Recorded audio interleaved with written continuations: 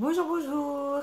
Voilà une petite vidéo, une nouvelle vidéo pour vous parler de l'élan dans lequel vous vous positionnez quand vous prenez des décisions, quand vous faites des choix, quand vous passez à l'action. Je me regarde, j'ai des cernes sous les yeux, il fait une chaleur à crever, ça fait au moins 3 nuits que je ne dors pas, mais c'est pas grave. Donc voilà, donc je voulais parler de cet élan-là, et non pas de la chaleur et de mes yeux. En fait, quand les personnes viennent me voir pour les séances, très souvent je leur demande qu'est-ce qui fait que elles se mettent dans des états pareils, qu'est-ce qui fait qu'elles prennent leurs décisions, à partir de quel élan elles prennent leurs décisions. Elles vont me donner des tas de raisons, elles vont me donner des envies, des besoins, des désirs, des problèmes, des soucis, des contrariétés, mais à aucun moment n'apparaît le mot amour. Et c'est assez étonnant parce qu'en fait, quand on sait que tout part à partir d'un élan d'amour, quoi que ce soit part à partir d'un élan d'amour. Alors, il y a évidemment une dualité puisqu'on est dans un monde duel et cet élan d'amour a deux, a deux visages. D'un côté, il y a le visage, on fait les choses par amour, et de l'autre côté, on fait les choses de peur de manquer d'amour, de peur de ne pas être aimé. Et quand je leur fais prendre conscience de cela lors des séances, tout d'un coup, ça leur paraît complètement, complètement l'évidence. Tout d'un coup, effectivement, il n'y a plus que ça. Alors, j'explique dans ces séances-là toujours que lorsque l'on fait quelque chose par amour, ça part d'un espace fluide, un espace où il y a de la fluidité, de l'aisance, de la douceur, de la joie. Et très souvent, ce qu'on reçoit va dans le même sens. Et si ça ne va pas tout à fait dans le sens que l'on aurait souhaité que ça prenne, de toute façon, c'est accueilli. Parce que on est dans ce niveau d'amour et on réceptionne à partir de ce niveau d'amour. Quand on est dans l'autre côté, dans le niveau je fais les choses et je m'active, je fais des actions par rapport à ma peur de ne pas être aimée, alors c'est différent. Ça vient d'un endroit qui n'est pas aussi paisible, ça vient d'un endroit inconfortable, ça vient d'un endroit sous tension, ça vient d'un endroit où il y a des frictions, où on a l'impression de subir, on a l'impression de, de vouloir contrôler les choses, de vouloir amener les choses.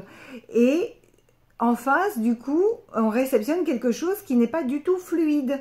C'est quelque chose qui est réceptionné dans la même énergie. C'est-à-dire que comme on veut contrôler, comme on veut absolument faire les choses comme l'autre le demande parce qu'on a peur de ne plus être aimé, l'autre ne se trompe pas en face.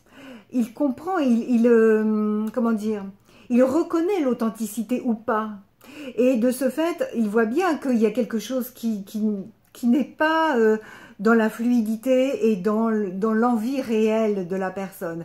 Ce qui fait qu'on ne reçoit pas les choses de la même façon. Je vais donner un exemple, mais que j'ai déjà donné.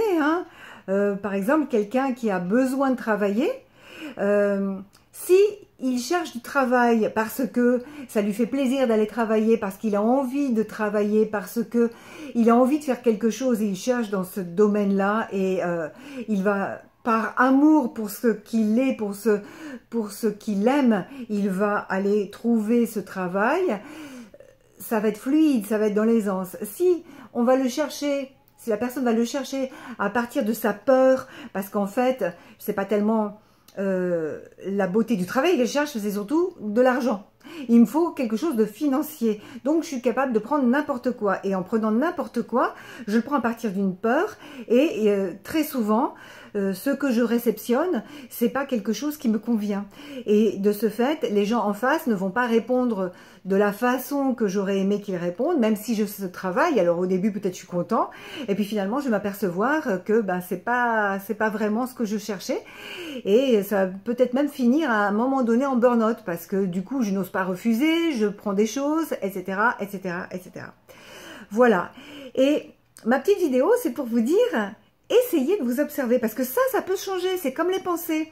Comme je parlais dernièrement des pensées, eh bien, on peut aussi voir sur quel élan on passe à l'action, sur comment on fonctionne. Donc, observez-vous pendant plusieurs jours, déjà sur une journée, à chaque fois que vous prenez une décision, à chaque fois que vous faites un choix, à chaque fois que vous pensez à quelque chose ou vous allez vers quelqu'un, à chaque fois que vous répondez à une demande, d'où ça part? De quel élan? Est-ce que c'est par amour ou est-ce que c'est par peur de ne pas être accepté, de ne pas être aimé, par peur d'être abandonné, par peur d'être rejeté? Allez voir comment vous fonctionnez. Allez voir, selon les demandes, selon les personnes, comment vous activez votre réaction, comment vous activez votre fonctionnement. C'est très intéressant. Vous allez voir et vous allez vous rendre compte que finalement, par rapport à certaines personnes ou à certaines situations, systématiquement, vous répondez d'une certaine façon parce que vous êtes dans l'obligation, vous êtes dans le contrôle par peur. Et ça n'arrange rien parce qu'en fait, si à l'inverse, maintenant que vous l'avez vu et que vous pouvez le mettre en exergue, à la prochaine demande, si à l'inverse vous répondez différemment, vous répondez par amour pour vous, en disant non, moi je ne veux pas ça, non, non, moi je me respecte. Et vous mentionnez les choses, vous les dites dans le respect de qui vous êtes, eh bien regardez comment la personne ou comment la situation va répondre en face. C'est très intéressant. Voilà, c'était ma petite vidéo du jour. Je vous envoie plein de bisous et à très bientôt pour de nouvelles petites vidéos. Au revoir.